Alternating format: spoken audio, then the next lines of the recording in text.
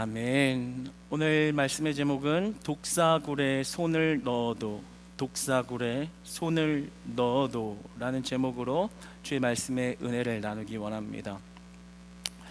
여러분, 오늘날의 시대가 참 어렵습니다. 경제적으로도 어렵고 나라나 정치적인 문제도 굉장히 혼란스럽고, 벌써 몇 년 전부터 많이들 하는 말씀은 이 세상에 내 월급 빼고만 다 올랐다라고 말할 것처럼 정말 쉽지 않은 삶이 계속되어지는 것 같습니다. 그래서 많은 젊은이들도 더 이상 어떤 무언가를 해보자 하는 그런 열정이나 의지가 꺾여버린 채 살아가는 그런 안타까운 모습을 많이 보게 됩니다. 여러분, 그러나 우리 크리스찬들은 이런 어려운 시대 가운데서도 우리에게 주신 소망을 온전히 붙들며 살아가는 자들이 되기를 원합니다. 제가 여러분들에게 하나님의 말씀을 전파하고 선포하면서 무언가 대단한 성공을 이루라고 말하고 싶지 않습니다. 이 어려운 시대에 무언가 더 열심히 해서 결과물을 만들고 기적을 만들어내라라고 말씀하고 싶지 않습니다. 다만 이 어려운 시대에 소망이 꺾여가는 그런 시대를 살아가고 있지만 그 시대를 견디고 버티어내라고 말씀하고 싶습니다. 여러분, 우리 크리스찬들은 우리에게 주신 완전한 소망을 붙들어야 합니다. 그리고 그 소망을 붙들 때 이 어려운 시기를 버티고 견뎌낼 수 있는 것입니다. 예를 들어 이렇게 생각할 수 있겠습니다. 어떠한 사람이 주거 환경이 매우 열악하다고 가정해 보겠습니다. 정말 바뀌지 않을 것 같은 비참한 그런 집에 살고 있다고 가정해 보겠습니다. 그래서 그 사람은 더 이상 자기의 능력으로 더 좋은 곳으로 갈 수 없기 때문에 매일의 삶에 그닥 기쁨이나 어떤 소망을 두지 못한 채 살아가고 있다고 보겠습니다. 그런데 어떤 이가 찾아와서 이렇게 말하는 겁니다. 당신에게 서울에 있는 시그니엘을 잘 모르세요? 네, 저도 들어만 봤어요. 보지는 못했고, 제일 비싼 아파트라면서요, 시그니엘. 그 시그니엘을 줄 테니까 거기에 들어와서 사십시오. 이렇게 약조를 하고 계약서를 썼다고 봅시다. 그런데 그 시간을 2년 후로 약조한 것입니다. 결과적으로 계약서를 썼으니까 2년 후에 그는 그 삶을 청산하고 그 시그니엘에 들어가게 되는 거죠. 그러면 2년이라는 시간이 다소 고통스럽기는 하겠지만 어떻게 그 2년을 보낼까요? 시그니엘이라는 아파트를 확정받은 때와 확정받지 않은 때와 그 삶이 다르겠죠. 어렵고 힘든 건 동일하지만 그 2년의 시간 버틸 겁니다. 견딜 겁니다. 왜요? 2년이면 확실하게 그 시그니엘에 들어갈 거니까. 여러분, 우리의 인생을 성경은 표현하기를 한낱 바람 같다고 표현하고, 우리 인생이 그리 길지 않다라고 말합니다. 아마 그래도 인생을 좀 살아보신 분들은 자신의 인생을 뒤돌아 반추해 보면서 인생이 뭐 대단한 것도 아니고 그리 긴 것도 아니라는 것을 마음속 깊은 곳에서는 알고 계실 겁니다. 마치 지금 우리가 이런 무더운 한여름을 보내는 것처럼 그 한 계절 지나고 나면 그 계절을 돌아봤을 때 한여름밤의 꿈이었다라고 생각하는 것처럼 짧은 것이 바로 인생이죠. 금방 지나가는 것이 인생입니다.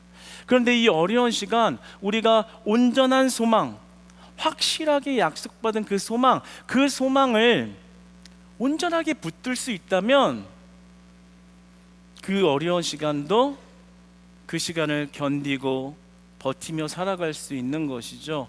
그래서 저는 우리 크리스찬들은 이 어려운 시기를 보내고 있음에도 불구하고 우리에게 허락하시는 완전한 소망을 제대로 보고 제대로 붙들 수만 있다면 이 어려운 시간도 믿음으로 버텨내고 믿음으로 견디어내요.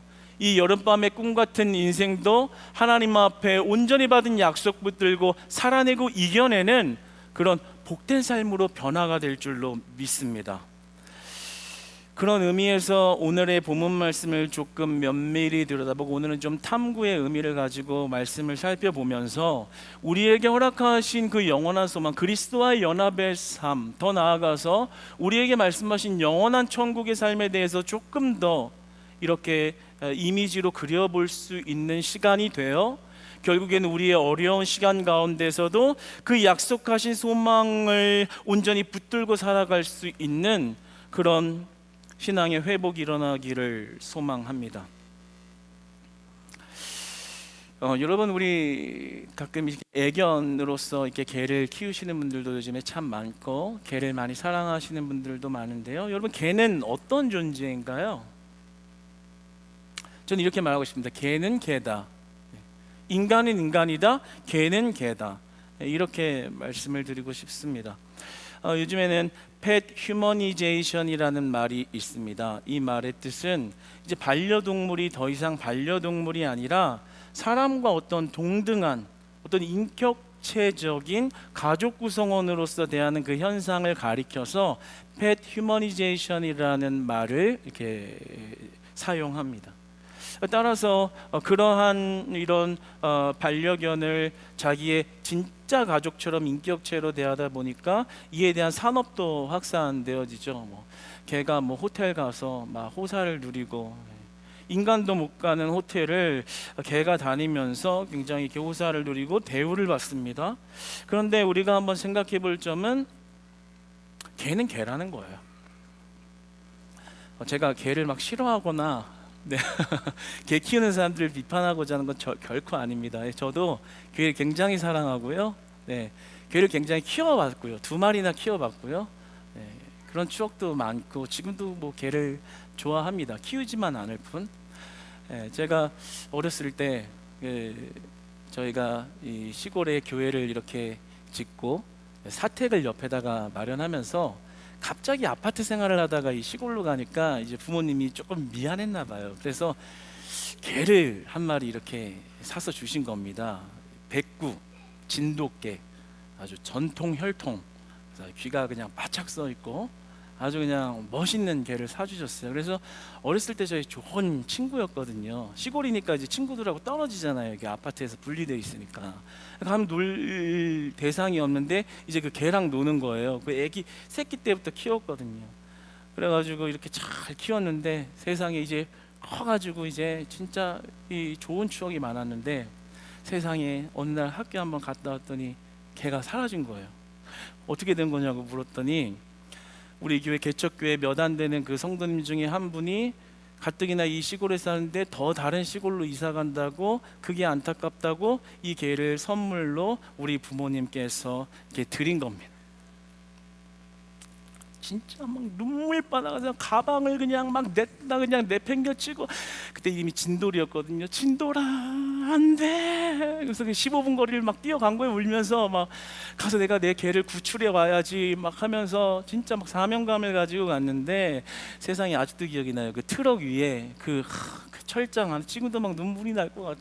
철장 안에 그 개가 갇혀 있는 거예요. 근데 제가 이게 MBTI가 그 INFJ여서 그런지 모르겠는데 그 개의 눈을 보는데 그 말하고 있는 그 심정이 느껴져.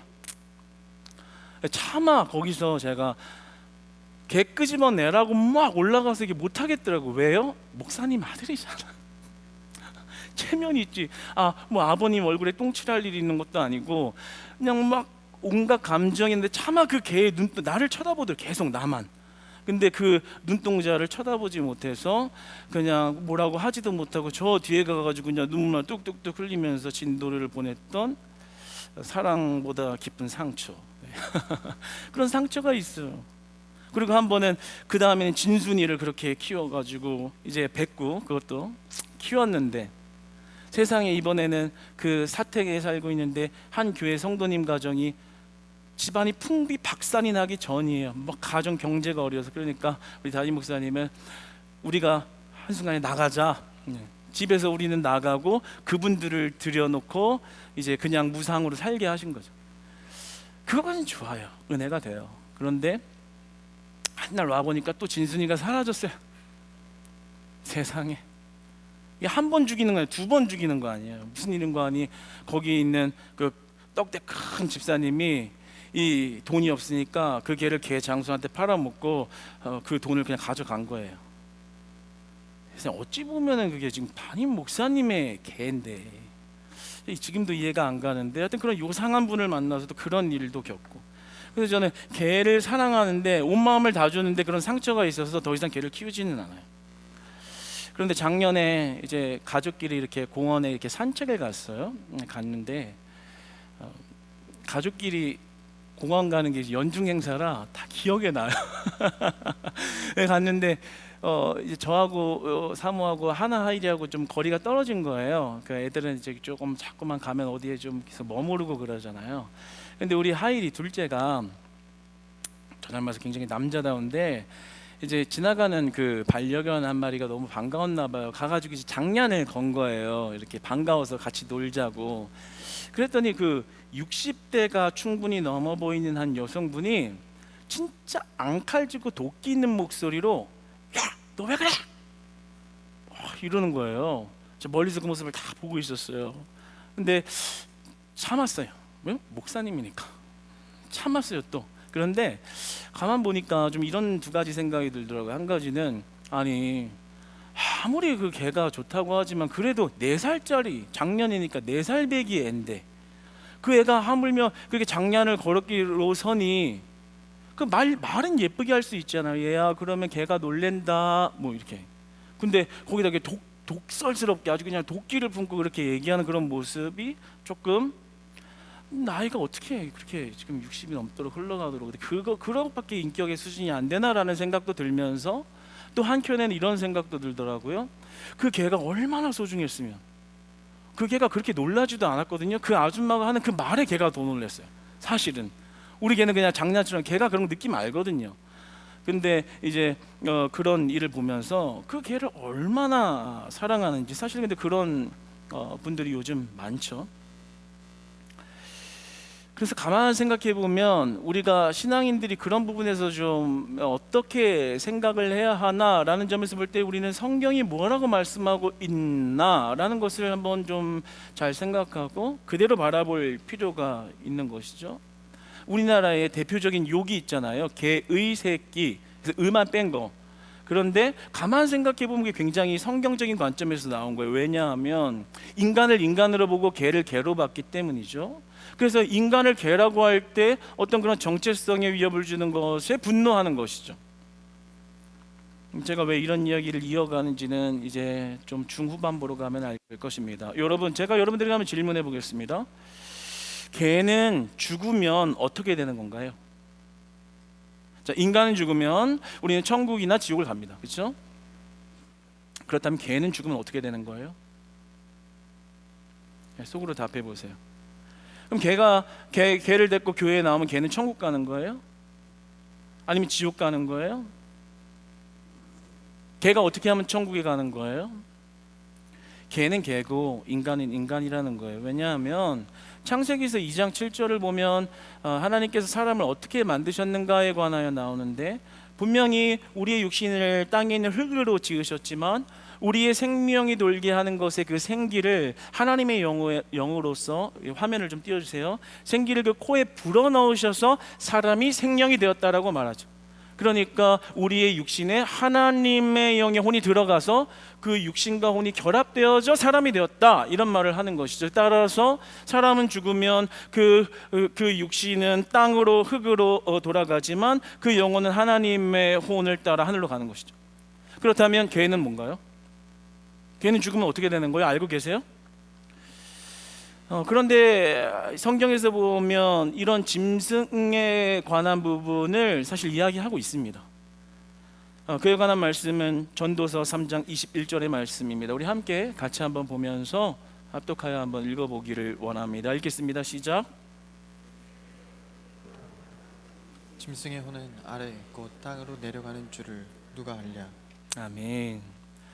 자, 우리가 앞서 하나님께서 창세기에 나오는 그런 원리처럼 혼은 우리 인간들의 혼은 위로 올라가지만 짐승의 혼이라는 것, 그러니까 이것은 뭐 어떤 우리가 생각하는 영혼의 개념, 정신의 개념에 더 가까운데 그것이 아래 곧 땅으로 내려간다라는 거죠. 그래서 우리가 성경적으로 보면 개는 개예요.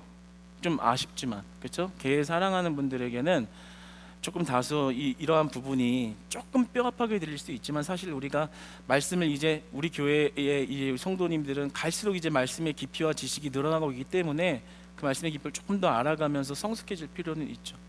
개를 사랑하지 말라는 게 아니에요. 그러다 우리가 신앙적인 원리로 바라볼 수 있는 눈은 필요한 것이죠. 그런 의미에서 개는 개인 거고 인간은 인간인 것이죠. 그런데 이상한 점 하나가 있는 겁니다. 오늘 본문 말씀으로 돌아와서 보면 죽으면 땅으로 내려가는 게 짐승들인데 다분히 개만이 아니라 짐승들은 땅으로 내려간다라고 기록하고 있는데 오늘의 본문의 짐승들은 다른 모습을 하고 있다라는 거죠. 오늘의 본문은 사실 완전한 메시아 왕국을 보여주는 것이고 그 완전히 성취된 메시아의 왕국의 그 이미지가 어떠한가에 대해서 기록하고 있는 것입니다. 그런데 동물들이 나오는 거예요. 인간만 나오는 게 합당할 것 같은데 동물들이 지금 하늘에 올라간 것 같은 그런 기록이 되어 있는 거죠. 그러니까 지금 이런 부분에서 논리적인 면에서 관계가 좀 이상해 보이는, 다소 모순적이어 보이는 부분이 있는 거죠. 그런데 이것은 사실 이 땅에 사는 어떤 동물이 천국에 갔다라는 개념이 아니라 그 메시아 왕국의 새로운 개념의 그 왕국의 새로운 피조물로서 하나님이 창조하신다라는 것을 보여주고 있는 거예요. 왜냐하면 여기 나오는 동물들의 이런 관계를 보면 그러합니다. 그렇죠?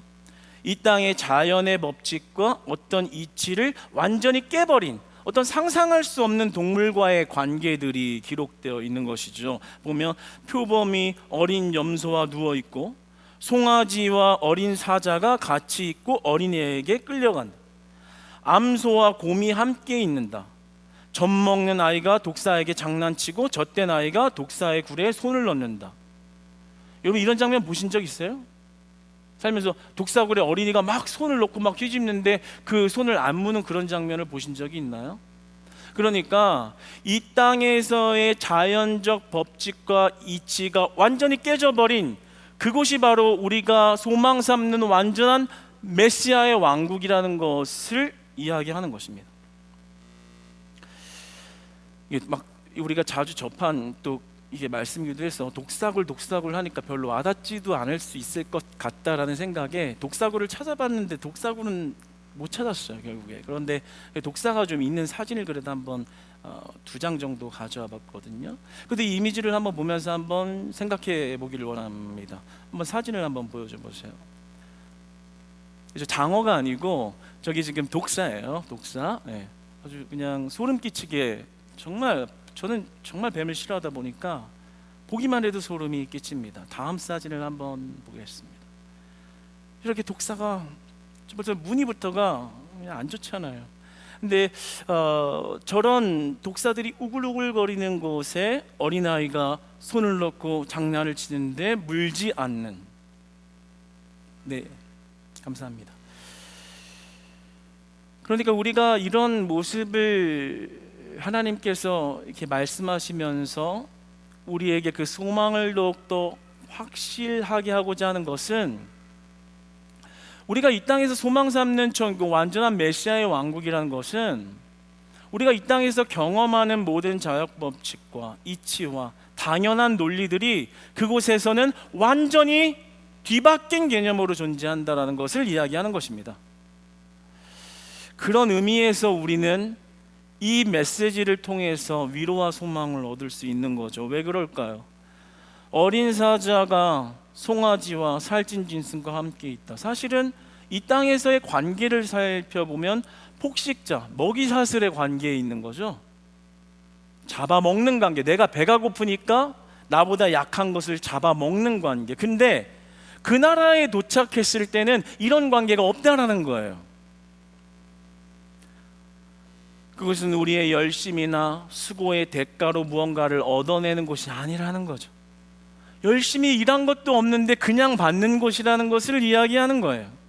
예전에 제가 아는 한 목사님께서 이제 그분도 이제 이런 노숙자분들을 섬기시는 목사님이십니다. 이번에 다니엘 센터와는 좀 무관한 또 다른 목사님이신데 한 많은 노숙자들을 이렇게 섬기면서 한 번은 그 몇십 명 되는 노숙자를 잘 먹이고 그 다음에 이제 몸에 이렇게 청결하지 않으니까 이렇게 목욕탕을 데려가서 쫙 사우나를 가서 식혀주고, 그랬더니 한 노숙자 한 분이 그 목사님께 다가오셔서 이렇게 말했다고 해요. 목사님 혹시 목사님이 맨날 말씀하시는 천국이라는 곳이 이렇게 좋은 곳인가요?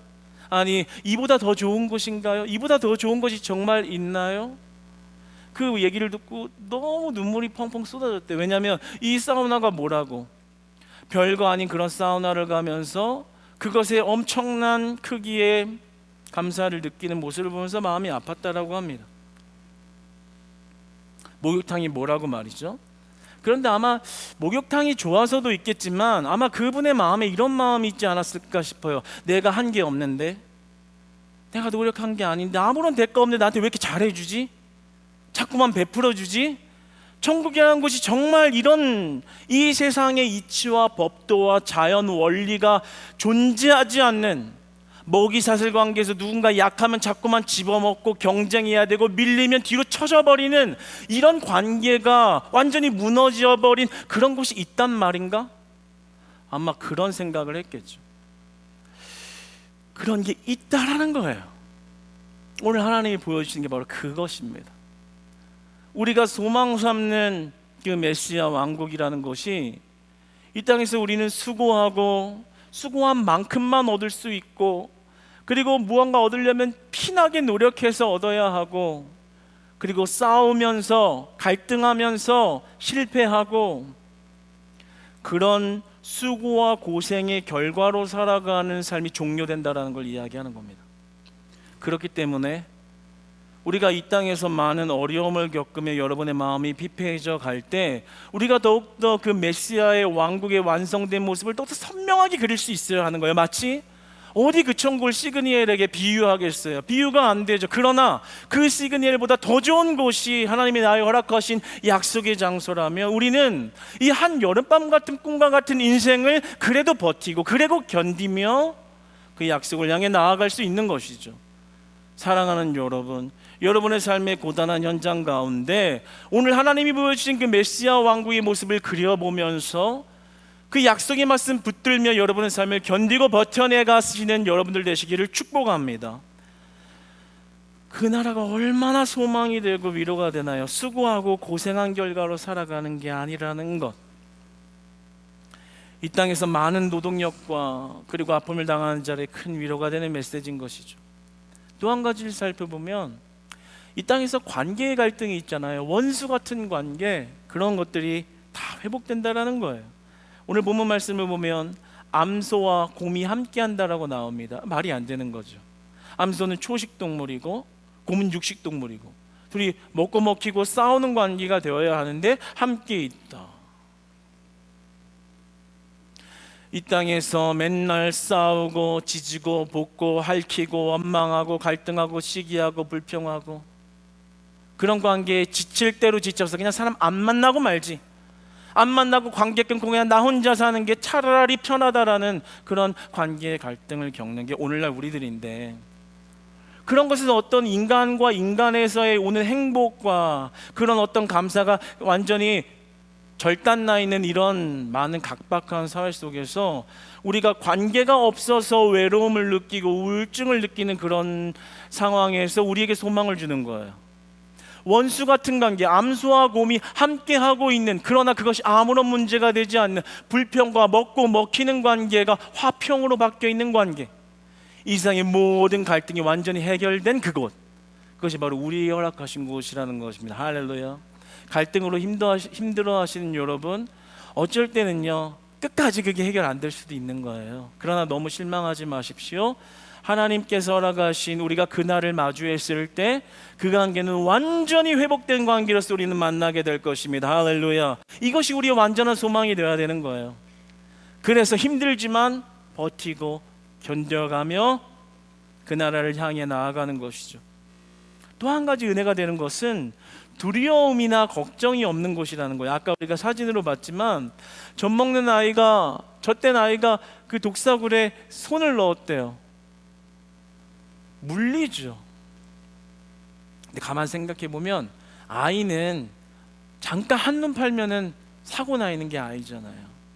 그러니까 그 아이가 그런 일을 저지를까, 어떻게 될까 전전긍긍하면서 두려워하면서 노심초사하면서 그런 일 벌어지면 마음이 무너지고, 그게 인생이란 말이죠. 그러나 그런 두려울 만한 일이 그곳에서 존재하지 않는다라는 것을 이야기하는 겁니다. 얼마나 좋아요. 조금 더 나아진 삶이 아니에요. 지금 힘들지만 그래도 거기에는 조금 편한 곳이 아니에요. 완전히 다른 삶. 우리가 이 땅에서 겪는 모든 불편함과 어려움과 고통이 완전히 제거된 삶, 완전히 회복된 삶, 그 영원한 삶을 말하는 것입니다. 여러분이 얼마나 많은 두려움 가운데 살아가십니까? 내 미래가 어떻게 될까? 불안한 미래 세대의 자녀들이 어떻게 될까? 나의 건강은 언제까지 온전할까? 이런 여러 가지 두려움에 휩싸여서 살아가지만 그래도 견디고 버틸 만한 인생이 되는 것은 우리에게 허락하신 소망이 완전하기 때문입니다. 그 메시아의 왕국이 저와 여러분의 것인 줄로 믿습니다. 저와 우리 크리스찬 교회의 것인 줄로 믿습니다. 그래서 버틸 만한 거예요. 하나님이 대단한 성과 만들어내서 그래도 인생은 자수성가해서 성공해야지 어떻게 그렇게 인생을 사냐라고 하지 않으세요. 그 우리의 어려움을 아시고, 그러나 우리에게 주신 약속의 말씀은 확실하다는 것을 보여주시는 거예요. 그래서 조금은 어렵고 조금은 힘들지만 그래도 버틸 만한 인생이 된다라는 것을 우리 크리스찬들에게 주시는 거죠. 사랑하는 여러분, 오늘 말씀을 맺어가기 원합니다. 한번 9절의 말씀을 한번 다 같이 한번 읽어보겠습니다. 한번 9절 읽겠습니다. 시작. 내 거룩한 산 모든 곳에서 해됨도 없고 상함도 없을 것이니 이는 물이 바다를 덮음같이 여호와를 아는 지식이 세상에 충만할 것임이니라. 할렐루야. 여호와를 아는 지식이 세상에 충만할 것이다. 뭔가요? 여호와를 아는 지식, 여호와를 대면하는 날 이 모든 것을 알게 될 것이다, 이 말입니다. 여호와를 대면하는 날, 내 영혼이 하나님의 얼굴을 배옵는 그날 이 모든 것을 알게 될 것이다. 이 모든 세상의 자연 법칙과 그리고 인과관계와 모든 원인과 결과로 맞췄던 너의 모든 그런 구조가 완전히 깨져 있는 것을 나를 만나 배운 날 너는 그 지식 가운데 이 사실을 알게 될 것이다. 이 나라가 있다는 것을 보게 될 것이다. 하나님께서 이렇게까지 확실한 약속을 주신 것은 우리에게 큰 은혜요 축복인 줄로 믿습니다. 사랑하는 여러분, 여러분의 처한 환경의 인생의 그 어려움 하나님 알고 계시고요. 그러나 그것을 무엇으로든 뚫고 나가서 만들려고 푸시하시기보다는 내가 어떤 약속을 분명하게 줬는지를 우리에게 보여주시는 하나님입니다. 따라서 여러분의 삶의 혹독한 현장을 마주했을 때 이 우리에게 확실하게 주신 약속 붙들고 그 나라의 완전한 소망을 붙들고 이 땅의 모든 어려움도 견디고 버티며 이 한여름밤의 꿈과 같은 인생 하나님 안에서 복되고도 의미 있고도 가치 있게 사셔서 우리 그 나라의 축복을 품고 살아가는 축복된 여러분들 되시기를 주님 안에 사랑하고 축복합니다.